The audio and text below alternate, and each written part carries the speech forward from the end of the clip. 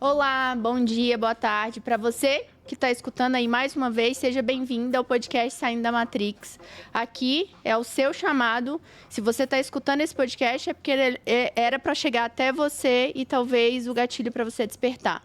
Aqui a gente fala sobre vários assuntos que vão fazer você se conectar com o teu propósito, entender para que você veio nesse mundo e realmente entender que nós somos um ser único no geral. E nós estamos aqui todos interconectados, um para ajudar os outros. Esse está ligado ao meu propósito, mas também está ligado à minha empresa. E aí hoje a gente vai falar com uma pessoa muito realmente especial na minha vida. A clínica em si, que é onde a gente se esbarrou novamente, é onde o John, que é meu filho, faz as terapias. Para quem não sabe, o John faz aí 14 terapias na semana, é uma rotina bastante puxada. Só quem é mãe de neurodivergentes e de crianças assim que precisam desse suporte sabem do que eu estou falando. E aí, se você também tem alguma pessoa na tua família, ou realmente talvez seja você, e conhece alguém que precisa escutar esse podcast, já encaminha lá. Hoje a gente vai falar exatamente sobre tudo isso, desse mundo de neurodivergentes, do mundo de clínicas de reabilitação, de suporte e suporte emocional para você também que é mãe. Então, seja muito bem-vinda. E aqui a gente vai falar com a Niane Gonçalves. Ela é psicóloga, psicanalista, especialista em cultura organizacional, é fundadora do Cultura Mais, sistema de certificação que promove saúde mental, segurança emocional e equidade de gênero nas empresas. É reconhecida por conduzir transformações que levaram organizações ao primeiro lugar no Great Place to Work.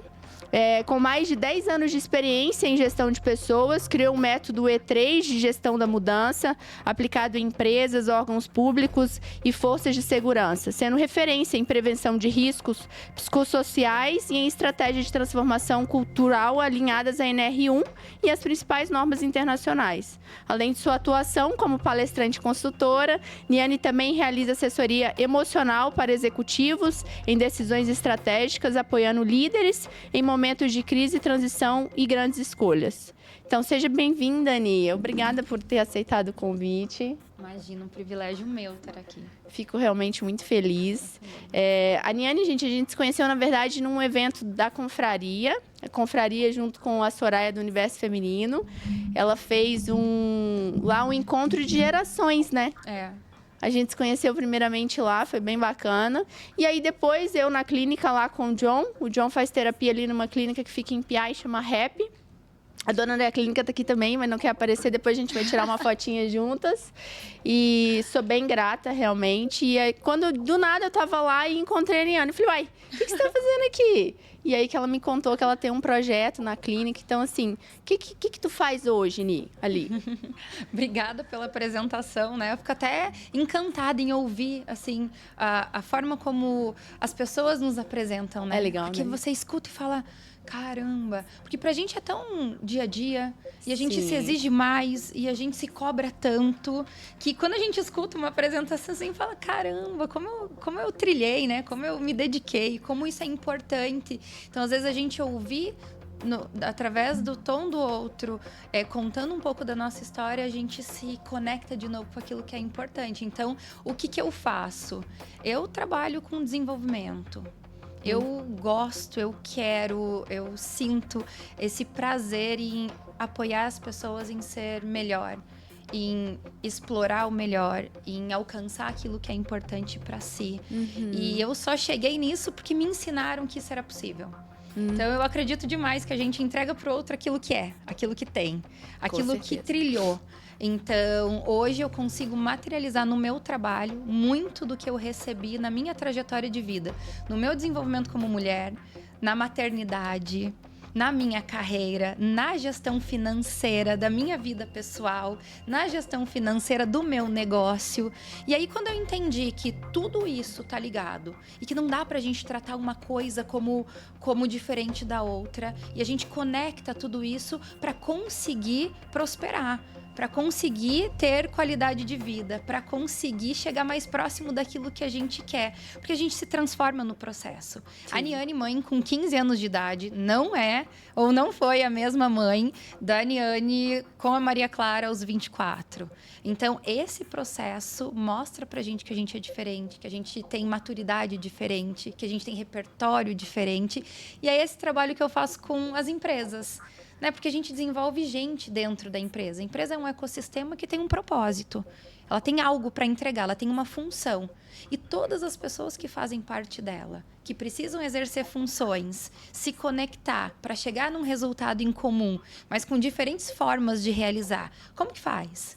Então, eu apoio as empresas nessa estruturação do negócio, nesse fortalecimento da estratégia, nesse desenvolvimento de comunicação, no alinhamento dos diferentes perfis, com as diferentes necessidades para o conjunto dos resultados. Então, é esse trabalho corporativo que eu vou fazendo. Então, às vezes precisa assessorar um executivo ou uma executiva que tem que receber um suporte específico.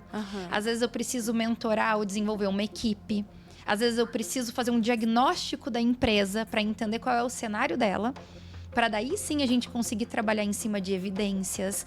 Então, a base do trabalho é fazer um diagnóstico. E a partir do diagnóstico, a gente entende aonde de verdade tem a necessidade e o início da atuação. E aí esse ciclo vai se transformando e se desenvolvendo. Por que eu associei a mim, né? Desculpa, Lud. Mas porque eu precisei passar por um diagnóstico. Eu precisei passar por um entendimento. Isso agora. Eu só cheguei à conclusão disso quando eu passei por um grave problema pessoal. Tive que parar, eu não tinha mais condições. E aí, eu fui entender aonde era o problema. Quais eram as frentes. O que eu precisava fazer em cada esfera para chegar aonde eu queria. Eu só queria uma vida tranquila, eu só queria viver. Porque eu cheguei numa fase de não querer mais viver. Então, quando a gente sabe qual é o problema e investiga para entender a causa, a gente consegue trabalhar com muito mais efetividade, pé no chão e lida com os problemas, com as adversidades durante o processo. Quando a gente não entende qual é o problema, a gente começa a trabalhar na superficialidade e vai resolvendo situações muito pouco expressivas diante do problema raiz. E aí fica incansável. O negócio fica insuportável e chega na exaustão, no esgotamento ou no rompimento das empresas ou na quebra da empresa. Então, a consequência, na minha perspectiva, é ou a gente olha com profundidade qual é a causa raiz do problema, ou a gente gasta tempo, energia, esforço no superficial. E aí a conta chega, porque a gente não resolve de fato o que precisa ser resolvido. E aí é esse trabalho que eu faço no âmbito pessoal, mas também no contexto corporativo. Nossa, na verdade você falou tanta coisa, é tão complexo, simples, mas não é nem complexo, eu acho que é integral, talvez.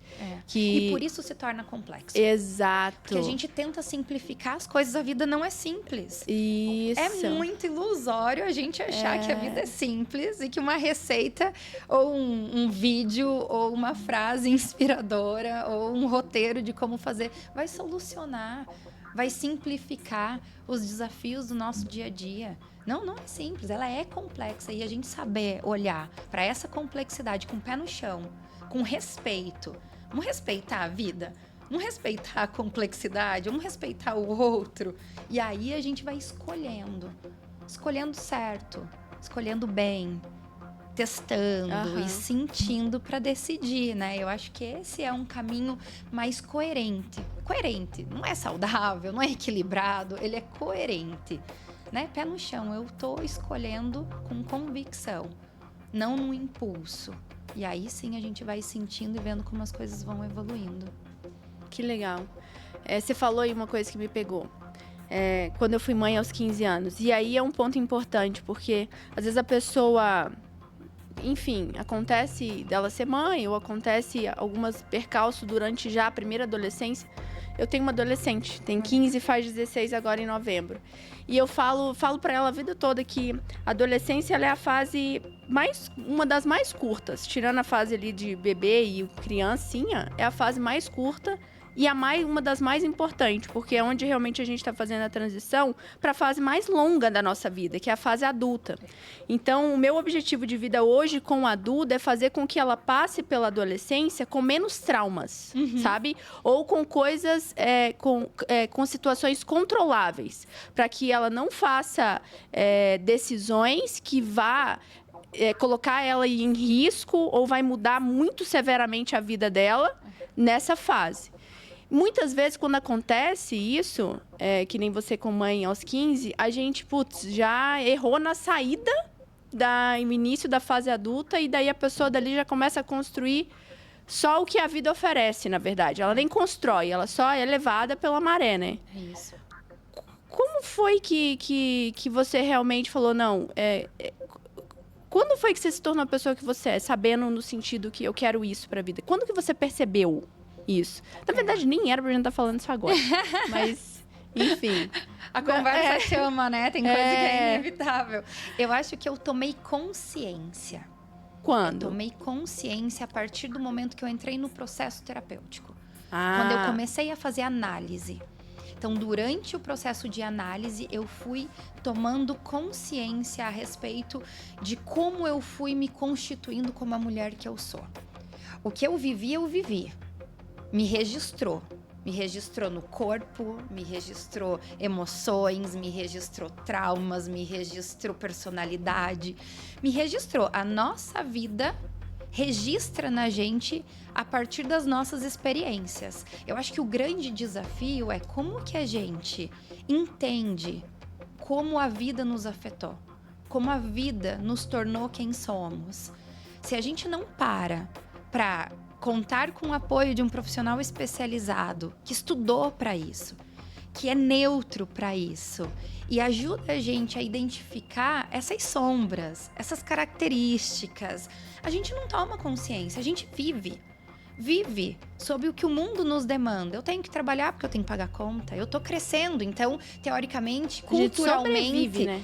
Culturalmente a gente tem obrigações. Cada fase determina registros ou comportamentos que a gente precisa viver. Quando criança, tem a fase lúdica, tem a fase do aprendizado, tem a fase da escolarização. Quando adolescente, tem as fases da descoberta, das amizades, da identificação, das obrigações acadêmicas, da performance. E quando adulto, temos a obrigação do trabalho, de definir o nosso futuro, a nossa profissão, a nossa renda, com quem a gente quer se relacionar, que tipo de família a gente quer ter, como a gente quer envelhecer, quais hobbies, quais hábitos. E aí a gente vai tendo as exigências sociais do que é bom, do que é ruim, do que é uma pessoa bem-sucedida, do que não é. Então, se a gente não decide pela gente, a cultura decide pela gente. O meio decide pela gente. E eu acho que esse é o fator de maior adoecimento. Quando a gente não sabe o que quer, quando a gente não entende o que é importante pra gente, a gente vai viver o que é dito. E nem sempre o que é dito, de fato, é o que nos traz satisfação. E quando a gente não se conecta com essa satisfação, a gente só faz por obrigação, e obrigação adoece. Se a gente não tem um ponto de prazer, se a gente não tem um estímulo positivo que direciona a gente a fazer as coisas que é importante pra gente, a gente vai fazer por quê? Porque o outro tá falando que é bom? Porque as redes sociais estão falando que isso é padrão de beleza, porque isso é padrão de ser bem-sucedido, porque isso é o ideal de uma casa. Agora, os estilos de vida, de viagens, de conhecer o mundo, de autonomia, passou a ser o padrão de qualidade. Aí quem trabalha, quem tem que cumprir compromisso corporativo. Não, isso é uma vida ruim, não é ser bem-sucedido. Ser CLT hoje, na nossa sociedade, é um problema profissional. São pessoas que não evoluíram, que não estão bem-sucedidas porque você é CLT. Então, eu acho que a evolução cultural vai trazendo percepções do que é bom e o que é ruim. E se a gente não entende pra gente o que é bom e o que é ruim, aí a gente vai ter que se adaptar ao que é oferecido. E isso acaba adoecendo, porque daí você não tem prazer, você faz por obrigação. Aí você entra num relacionamento porque você tem que estar casada. Eu tenho filho, eu tenho que ter uma casa, um marido. E aí você fica num relacionamento ruim. A maternidade cobra da gente performance. Tem que ser a mãe que cuida, que educa, que tá presente, que cumpre o papel dela, mas e os outros? Então, assim, é uma série de exigências. Não dá para ter tudo. A minha analista fala, você pode escolher o que você quiser, mas nem tudo te convém. Você pode escolher o que você quiser, Lud, mas te convém todas as escolhas que você está fazendo? Convém a quem? Essa escolha com base em quê? Então, voltando para a pergunta, como que eu me identifiquei, como eu cheguei nesse lugar da mulher que eu sou hoje, foram essas provocações dentro do processo terapêutico. Tani, mas por que você está escolhendo isso? Por que você está aceitando migalha? Isso é migalha. Isso é pouco para você. Olha a tua trajetória. Por que você está aceitando isso? É verdade. Nossa, eu não tinha percebido. Esse processo do questionamento, da reflexão, ele é transformador.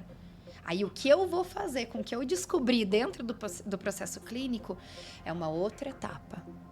É uma outra força que a gente vai conquistando. Porque quanto mais a gente faz, mais a gente aprende que a gente pode. Ah, com certeza. Mais a gente se descobre nessa potência. Então, foi aí. Que legal. Você falou da cultura, e daí é o teu negócio, a gente já vai falar mais sobre o Cultura Mais. E aí você já explica pra gente o que é. Mas outro dia a gente tava num papo, porque quando a gente tava combinando aqui os podcasts, a gente saiu, tomou um café e também a gente teve uma conversa lá no telefone, no carro. E eu tinha acabado de voltar dos Estados Unidos, lembra? E daí eu falei assim, cara, eu acho que a gente vai ser isso aqui a vida toda. No sentido de a cultura é muito diferente. A cultura do que é bom. No sentido do que é bom, assim, até material. Falando agora do material, porque a percepção lá é muito diferente da percepção do que a gente tem aqui. É como se os americanos ali, eles nascessem pro bom. E eles sabem que eles merecem o bom e assim eles têm. E a gente se contenta com isso. E aí é a cultura. E aí eu comentei contigo assim, enquanto eu acho que essa cultura, se a gente realmente não, sei lá, não ter alguma coisa muito impactante nos próximos tempos, a gente vai demorar demais. Porque eu adoro história. E daí quando eu fui pesquisar, tipo, a Constituição dos Estados Unidos, ela se formou acho que 16 ou 18 anos antes da nossa. Então, quando pra quem tá lá e já vivenciou, e não vê só pelo Instagram, pra quem foi, pisou lá dentro e vê a diferença que a gente tem, o Brasil em relação ali, né, os Estados Unidos, principalmente aquela área ali da Flórida e tal, tu vê a disparidade que tem de cultura. E aí a gente fala, beleza, mas é porque nós somos um bebê. Então, tipo, se a gente ainda tá na fase de infância, a gente sabe que existe o tempo e o tempo delimita o aprendizado. A sabedoria vem com o tempo. É uma escolha, mas vem com o tempo ajuda, beleza. E aí eu fui fazer essa associação, tá, beleza. Tirando que os Estados Unidos, eles foram colonizados pela Inglaterra, que é um outro mundo, e a gente foi colonizado por Portugal, que a gente já sabe, só reclama disso a vida toda. Enfim, que talvez a gente foi escravo, não sei o quê. Aí eu falei, tá, mas e quanto tempo aconteceu isso, essa independência? Aí daí eu fui pesquisar. Se eu não me engano, era 16 ou 18 anos de diferença. Eu fiquei em choque. Porque, assim, é como se fosse uma criação. Teus pais te criam até 18 anos, eles têm obrigação. Vamos pensar. De 18 anos pra frente, a decisão da tua vida, ela é sua. Não é dos seus pais mais. Então, aonde que a gente se perdeu? Eu digo assim, nesse sentido, o que aconteceu com a gente não merece o bom? No sentido de cultura. Sendo que a gente já tem alforria praticamente ao mesmo tempo do que eles, e eles estão literalmente, sei lá, quantas vezes à frente, né? Sei lá, nem sei quantas vezes eu consigo numerar isso. E acho que a gente nunca vai chegar, Niane. E aí, em cultura, por que tu acha que a gente tem essa cultura como teu forte aí, a gente realmente mudar uma cultura de uma nação? O que aconteceu com a gente que a gente se perdeu nesse caminho? Agora, deixa eu te falar aqui um assunto. Se você quer fazer um podcast, estruturar um negócio no digital, seja mais digital. Esse é o nosso patrocinador. Eles aqui que produzem os meus vídeos, que gravam os meus podcasts e editam. Além disso, é eles que também fazem a gestão das minhas redes. A gente tem vários clientes já satisfeitos com aqui. Você que não tem tempo ou não sabe o que falar, o que fazer, a gente monta tudo isso para você. O calendário editorial, faz a gestão das suas redes e posta para você também. Então, seja mais essencial, seja mais digital. A gente leva você na tua essência para o mundo digital. Quando a gente fala de cultura, Lud, a gente fala de valores, né? A cultura, ela é embasada a partir daquilo que a gente valoriza. Quais são os comportamentos compartilhados, qual é a visão de mundo, qual é a visão desse coletivo. Então, é o conjunto de pessoas que pensam, que valorizam essas coisas em semelhança, mas se comportam de formas diferentes. A nossa base é o que nos constitui. A gente inicia já dentro de uma cultura. Nós não somos pessoas que criam do zero uma ideologia, uma forma de fazer, como uma cultura corporativa, que começa do zero com um idealizador e começa a montar tudo aquilo a partir de um propósito. A gente vem de um contexto social, econômico, cultural, religioso. Tudo isso já embasa a sociedade que a gente faz parte. Então, a forma como os Estados Unidos foi constituída, a forma como eles criam pertencimento, como eles relacionam esse senso de respeito pelas pessoas que guerrearam, pela forma como foi posicionado o olhar sobre o valor da onde eles estão, a forma como eles olham para os representantes políticos e eles se identificam. Então, tem um patriotismo muito forte. A gente sabe disso, a gente vê o quanto é orgulho falar que é americana. A história conta vendo as um moedas. lugar. Cada moeda, cada nota ela não é um bicho. Não tô desmerecendo a natureza. Mas é uma pessoa que tem uma história, que foi lá e realmente é diferente. Então, tudo isso traz elementos do que é valorizado dentro da construção histórica. Então, nesse enredo que você trouxe, comparando os Estados Unidos com o Brasil, eles têm a história deles. O que vinculou, o que afastou, o que eles têm orgulho, o que eles não gostam, e eles vão se construindo a partir dessa realidade. O nosso recorte cultural vem da colonização. Vem dessa sensação de querer pertencer, mas não se sentir representado. A gente tem um contexto histórico, político, onde as pessoas brigam constantemente pelo posicionamento, pelas diferenças, pela falta de valorização do espaço, pela barganha, pelo jeitinho brasileiro. A gente olha na nossa cultura, os ditados, o jeitinho brasileiro, tirar vantagem, ser malandro, ter jogo de cintura. Tudo isso são elementos que contam história a respeito da nossa forma de ser, da forma como a gente se identifica e da forma como a gente é constituído dentro da sociedade. Então, tudo isso diz como a gente entra, como a gente inicia a construção num lugar onde já tem uma história. Não dá para anular a história faz parte. Ela traz resquícios. Isso para uma sociedade, isso para uma cultura corporativa, ela já vem. Como a gente vai se adaptar ao que ela oferece? Como que eu evoluo individualmente, sabendo que eu faço parte de um coletivo que oferece isso? A gente tem a oportunidade de buscar conhecimento fora e conhecer novas culturas e entender como as pessoas se comportam e aí definir o que é valor. Valor, para mim, é as pessoas se tratarem bem, ter equidade, todos ter acesso, oportunidade. Isso é uma crença minha pessoal. O que é valor coletivo? O que é dentro da sociedade lá americana, o que é aqui dentro do Brasil. Então, eu tô falando tudo isso na tua provocação para a gente entender que a análise de cenário é fundamental. Ou eu entendo que eu preciso analisar o cenário e saber o que essa história me conta e quem sou eu dentro dela e como eu decido me comportar e se ela faz sentido para minha vida ou não. Porque muitas pessoas se inserem em comunidades aonde não se assemelha, mas ela entra por algum motivo muito raso. E aquilo prende a pessoa aonde não se conecta com ela e gera sofrimento. Pois é, então. Por que eu falo isso? Porque assim, olhando tudo isso, cara, claramente eu fiquei chateada com o Brasil. No sentido de que claramente nós somos muito melhores. E tomara que esse vídeo específico não chegue neles lá. Nós somos melhores como pessoas, nós somos melhores com a consciência, nós somos melhores como povo, nós somos seres mais bondosos. A galera lá, literalmente, se tem uma Matrix, se existe realmente a teoria da Matrix, tá lá.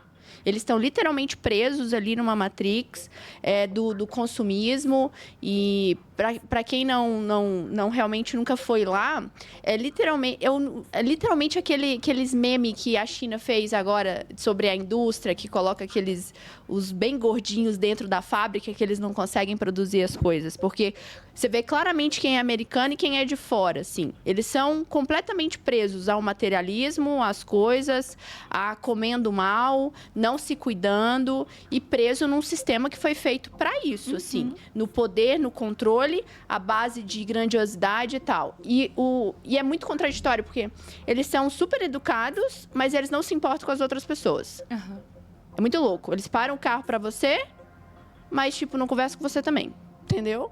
Tipo, e também não cuidam deles. Aí você vê aquelas pessoas super maquiadas, com unhas desse tamanho, com cílios batendo aqui, o cabelo bem assim, bem arrumadinho, e um mau cheiro dentro do mercado que você não consegue ficar lá dentro. Tipo, é muito contraditório, sabe? E aí, na hora que tu olha tudo isso, cara, se fosse nós, numa cultura de merecimento, que nem eles têm, a gente já tinha dominado esse mundo há 1000 anos. Há 1000 anos.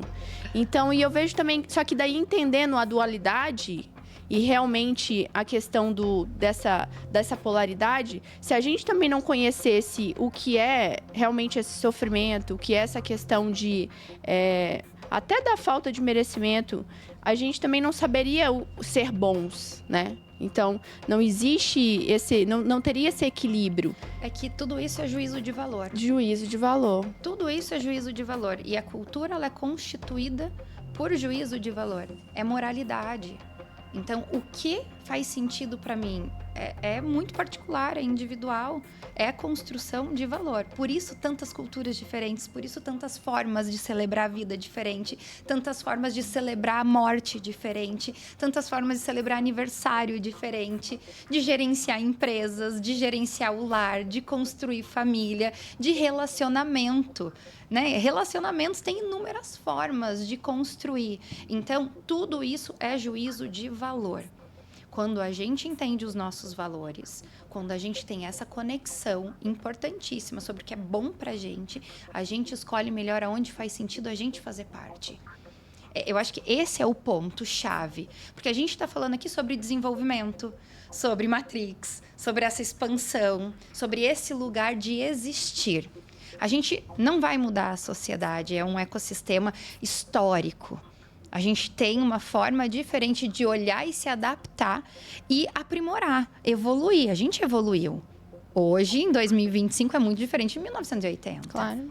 Né? Então, nós não mudamos a sociedade, nós evoluímos. Nós nos adaptamos a tudo que entrou de mudança, de inovação, de tecnologia, de adaptações. Isso para qualquer país, para qualquer cidade, para diferentes culturas. Eu acho que o ponto-chave aqui é a gente mostrar para as pessoas que se a gente não expande repertório, se a gente não tem elemento para entender as diferenças, a gente vai para um lugar extremista.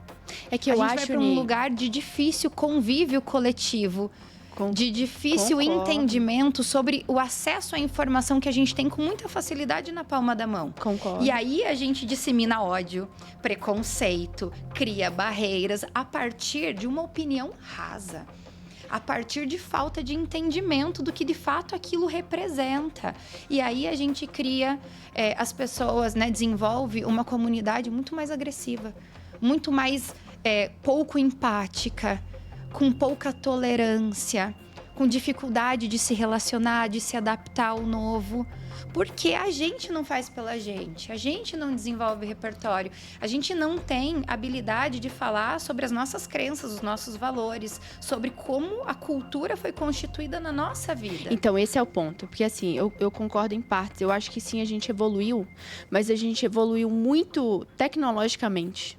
Como pessoas, a gente evoluiu, tipo, com conhecimento. Esse ano, se eu não me engano, eu li uma matéria de uma, se eu não me engano, de Harvard, de um estudo lá dizendo que é a primeira geração que está menos inteligente do que a geração anterior. Então, assim, a tecnologia, e isso vai gerar um rombo ainda maior agora com a inteligência artificial. tá? E assim, ó, o mundo evoluiu tecnologicamente. Nós evoluímos. E a gente tá entrando cada vez mais nesse sistema que é controlado.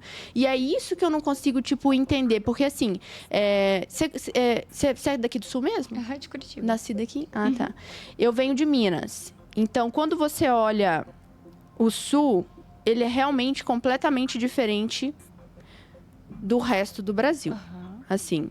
E assim, ó, quando você olha as capitais, ainda tem algumas diferenças. As capitais que eu digo ali de Minas para cima.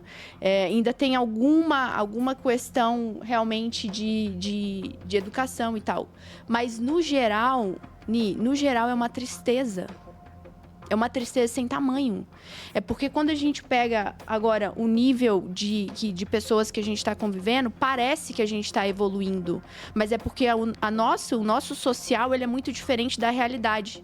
É por isso que na hora que você vê na política, tá aí. Tem duas pessoas que, na verdade, eles estão brigando entre si e ninguém tá pensando em ninguém na real, tipo, entendeu? Tá envolvendo pessoas lá de fora para tentar tirar alguém daqui de dentro que só pensa no próprio ecossistema e essa outra pessoa também tá pensando só no próprio ecossistema. Tá cada um querendo defender o seu e no final das contas a gente continua igual, se não pior, Niane. Eu entendo o que você traz de posicionamento. A gente ainda fala sobre princípio de valores. Sim, o básico a gente não tem. Ainda é a percepção que cada um tem sobre a sua ótica. Sobre a sua ótica, Ludmila, é essa diante da tua experiência de vida, do teu conhecimento, da tua evolução acadêmica, dentro da tua base intelectual, dentro das tuas experiências de vida, poder econômico, vivência. Então, tem uma série de elementos. E eu volto a reforçar aqui que ainda estamos falando de valores, porque quanto mais eu tenho entendimento sobre a minha construção de vida, mais eu consigo ter entendimento, não sentir na pele o que o outro sente, mas entendimento das diferenças. Eu sei o que é para mim, eu sei da minha opinião, mas eu consigo entender o porquê que nessa região o desenvolvimento não é tão evoluído quanto aqui. Eu consigo entender por que a questão econômica, a questão estrutural, a questão familiar, a questão religiosa aqui é tão forte e aqui não tanto. Então, quando a gente se interessa, eu acho que esse é o ponto. Quando eu me interesso em saber mais sobre o todo, eu consigo ter mais sensibilidade para poder olhar para o todo como de fato ele é. E não como eu crio o meu preconceito sobre tudo aquilo que eu tô vendo. Né? Porque, de qualquer forma, atinge você. Te angustia olhar ou te deixa feliz ver. Você não tá vivendo aquilo, você tá vivendo a sua vida. Mas você faz parte de uma comunidade, você faz parte de um ecossistema, ninguém sai ileso. Mas eu escolho se isso vai me atingir ou se isso faz parte da realidade, mas eu vou tocar a minha vida dentro do que é prioritário para mim. Né? Então, tudo isso faz parte das escolhas. Sim. Quanto mais eu sei, mais eu posso decidir sobre o que eu conheço. Quanto menos eu sei, mais uma opinião rasa, superficial eu apresento, ou eu ignoro e toco a minha vida dentro dessa bolha, dessa realidade. Então, o convite é: explorem, conheçam, expandam o repertório, cuidem de onde vocês buscam informação, porque não é tudo que é dito que é real, não é qualquer informação num vídeo de 1 minuto no Instagram que está trazendo de fato a realidade. Tudo é muito mais profundo do que a rede social. Tudo é muito mais profundo do que a internet conta. A vida real é na vida real. É por trás das câmeras, é por trás desse bate-papo aqui, desse recorte de conversa guiada. A vida real que cada um escolhe para si, diante da tua história, das tuas possibilidades e dos teus desejos. Eu acho que esse é o ponto-chave para a gente conseguir construir, talvez, uma sociedade mais consciente, mais crítica e muito mais colaborativa, que é o que eu acredito quando a gente fala sobre desenvolvimento de cultura, quando a gente fala sobre equidade, quando a gente fala sobre inclusão, né? Então, esse é o ponto de destaque para mim. Conhecimento liberta. Nossa, muito Para mim, a base é essa, assim, uma frase de impacto para mim. O conhecimento liberta. A partir do momento que eu saí da minha bolha de vida pessoal, família, trabalho, e comecei a expandir o meu repertório, a minha visão de mundo, isso me libertou. Então, conhecimento não é só o teórico. Conhecimento não é só o acadêmico. Conhecimento é o que você explora através das experiências de vida. Exatamente. E como você vai absorver isso depende muito de onde você está disposto a ir. E tu tem que ter intencionalidade também, não é ir buscando tudo e é que nem que você pontuou. Exatamente. Fica com essa, então. já no primeiro bloco. Agora sim, ó, a gente vai... Se você quer saber mais sobre a história da Eliane, saber sobre o Cultura Mais, sobre a experiência de vida dela, a gente vai falar isso no próximo bloco. Então, acompanha aí. A Ani tem uma história de vida muito legal, a gente realmente se conecta muito nisso e no próximo bloco a gente vai falar sobre isso para você. E se você também quer ser um patrocinador aqui do Saindo da Matrix, e os seus valores, já que a gente está falando da Valores Casa aqui com o nosso, você acha que é um assunto pertinente para você fazer parte, expandir a consciência das pessoas e realmente ter um propósito legal atrelado à tua empresa, ao teu negócio, mande aí no e-mail aqui embaixo para se inscrever aqui como possível patrocinador, tá? A gente vai avaliar aí alguns agora e a gente está realmente propensa a colocar algumas marcas que fazem sentido com o nosso negócio. Se você gostou desse conteúdo, compartilha com 3 amigos ou pessoas que você ama. Ajude também eles a expandirem a consciência. Então, curta o conteúdo, compartilhe e se inscreva aqui no canal para você receber aí o aviso dos próximos episódios.